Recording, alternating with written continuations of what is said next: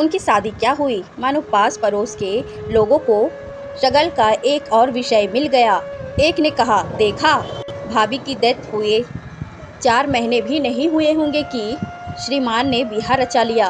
किसी ने रिमार्क किया, शादी करने में इनकी जल्दी देख लगता है जैसे जनाब इंतजार कर रहे थे कि पहले वाली कब लुढ़के और ये दूसरी ले आए। एक बुजुर्ग ने मानो अंदर की बात खोलते हुए कहा, अरे भैया, पहले वाली तो इनसे वैसे भी तंग आ चुकी थी। रोज़ देर गए रात घर में लौटना, ना घर द्वारा का ख्याल, ना कोई जिम्मेदारी। वह बेचारी तो घर की चक्की में ही पीसकर खत्म हो गई। एक ने बात बढ़ाई, बस इन्होंने तो बीवी को बच्चा पैदा करने की मशीन समझ रखा था। देखा नहीं, 5 बरस में उसे 3 बच्चे की अम्मा बना दिया। कहता है जब मरी उस समय भी पेट से थी। जितना मुंह उतनी बड़ी बातें। राधा किशन बाबू और मालती के जोड़े पर हर एक का अपन टेढ़ा नजरिया था। कंछेदी भाई कहने लगे, अरे जिसे राधा किशन ब्याह कर लाए हैं वह कौन सी सती सावधी है? ससुरी हमारे ही गांव की तो है। उसके लक्षण भला कौन नहीं जानता। अच्छा हुआ जो भाग्य से राधा किशन की तरह दूसरी बार घोड़ी चढ़ने वाला दूल्हा इसे मिल गया। राम जीवन बोले, भैया आपको तो खतरा ही लगता है। अब तुम ही सोचो, पहले से राधा किशन के 3 बच्चे हैं। अगर यही रफ्तार उन्होंने जारी रखी तो प्यारे भाई बुढ़ापे के पहले ही इनकी कमर ढेरी हो जाएगी।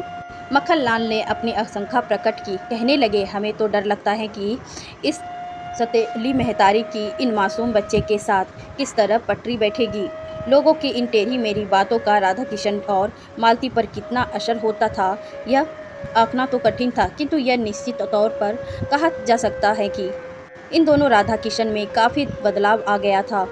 अब वह दफ्तर से सीधे घर आ जाया करता था। पहले की तरह उसने बात बात पर बच्चों को चिढ़काना बंद कर दिया था, बल्कि इसके उल्टे दफ्तर से लौटते वक्त शाम को वह उनके लिए कुछ न कुछ खाने पीने की चीज़ साथ ले आ जाता।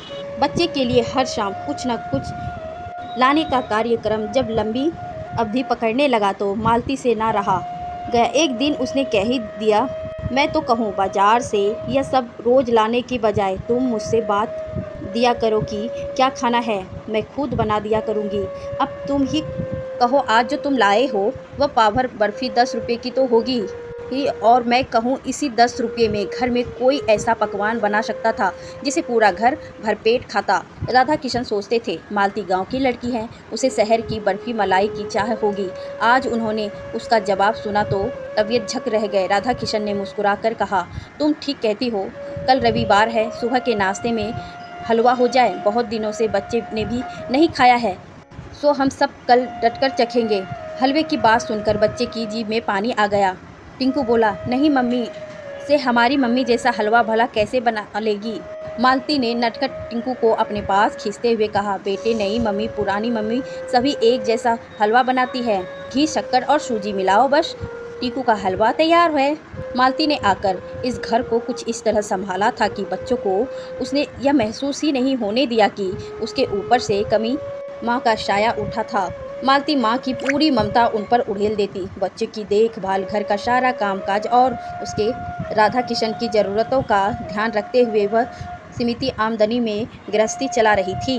उसने घर को कुछ इस तरह संभाला था कि ऐसा लगता ही ना था कि इस घर में साल भर पहले कोई तूफान गुजरा था।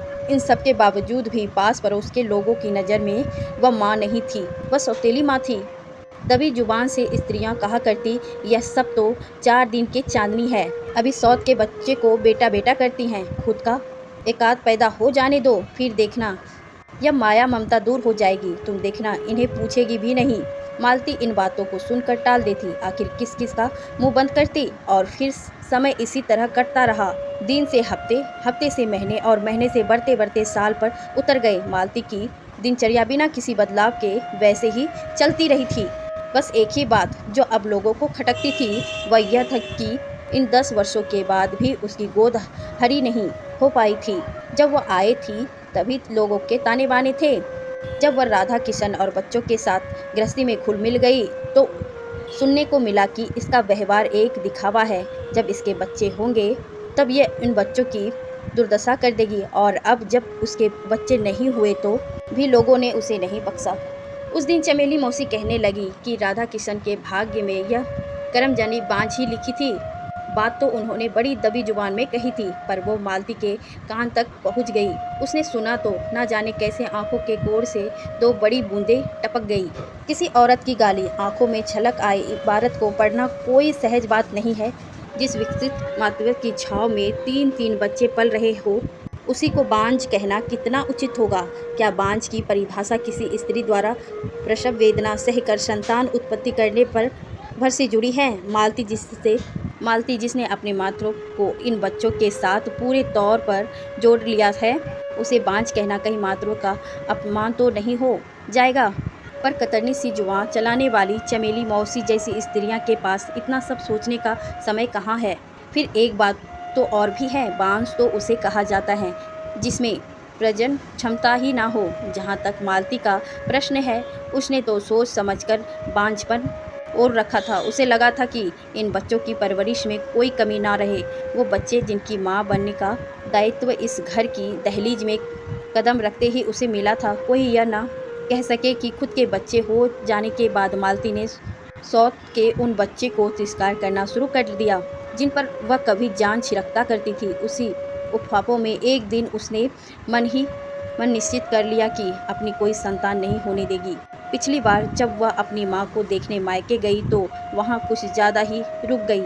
उस बार लौटने पर राधा किशन मालती पर बहुत बिगड़े थे। कहने लगे, तुम्हें मायके पहुंचकर यहाँ का ख्याल ही नहीं रहता। तुम इन बच्चों को भी भूल जाती हो। और अपनी नम हो आ रही आंखों को छिपाते हुए मालती ने तकुचाते हुए बताया, इस बार बच्चों की खातिर ही देर हो गई। तुम भरोसा रखो जी, अब मैं सारा जीवन बच्चे की जिम्मेदारी अच्छी तरह निभा सकूंगी। भावेश में वह कह गई, अब मैं चमेली मौसी की बांझ नहीं हूँ, बल्कि अपने पूरे 3 बच्चे की माँ हूँ। राधा किशन मालती को एकटक देखे जा रहे थे। उन्हें लगा जैसे मालती उनकी दूसरी औरत नहीं है, बल्कि वह पहली पत्नी शोभा का ही प्रतिरूप है। वह केवल इतना ही कह पाया, भला ऐसी क्या जल्दी थी? कम से कम ऑपरेशन करवाने से पहले एक बार मुझसे तो पूछ लेती।